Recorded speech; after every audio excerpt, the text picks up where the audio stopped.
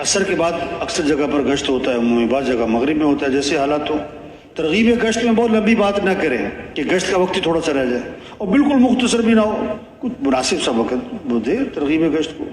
फिर आदाब गश्त है, ये जहाँ तरगीब गश्त की वहाँ भी हो सकता है, या जो जमात गश्त में जा रही है बाहर जाके भी पर आदाब गश्त बयान कर ले। तो कल बात करेगा सब ऐसे सुनेंगे जैसे मेरे लिए बात हो रही है, ये ना समझे कि जो मकामी है इससे बात हो रही है, नहीं, हर एक समझे मेरे लिए हो रही है, और उसकी तस्दीक करें, उसका असर पड़ेगा। उमूमी गश्त में जाएं, कोशिश करें ज़्यादा पुराने साथी हों, आदाब की रियायत के साथ गश्त हो। हमारा इस्तेकबाल में जो साथी है नकद वसूल करके लाएं, जिनको बशाशत से इस्तेकबाल करे, खंदा पेशानी से नहीं। नमाज पढ़ी, नमाज पढ़वा ले, पढ़ ली, अमल में बिठाए, तो बैठ के जो बात हो रही है, और जो बैठ के बात कर रहे साथी इस अंदाज से बात करे कि आने वाले को बात समझ में आए कि ये कहना क्या चाह रहे हैं। ये ना हो कि एक किस्सा शुरू किया हुआ है और जनाब 10 मिनट 15 मिनट 20 मिनट एक आदमी बैठा चला गया, उसे ये नहीं पता लगा कि ये कहना क्या चाहते थे। जिक्र में साथी बैठे हैं, अल्लाह की तरफ मुतवज्जो होकर, इसका असर पड़ेगा पूरे गश्त पर।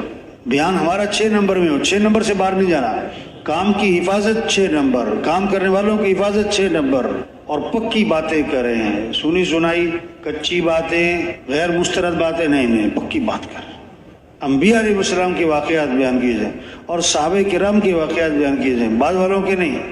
हालत हाजिरा पे कोई तबसरा ना करें, किसी के काम के साथ अपने काम का तकाबुल ना करें, किसी के काम की तरदीद ना करें, किसी के काम की तनकीस ना करें। न तनकीद हो, ना तनकीस हो, ना तकाबुल हो। जितनी लोगों में इस्तेदाद है उतनी देर बात की जाए, लंबी बात ना करें, लोग उकता जाएं, दोबारा बैठेंगे नहीं।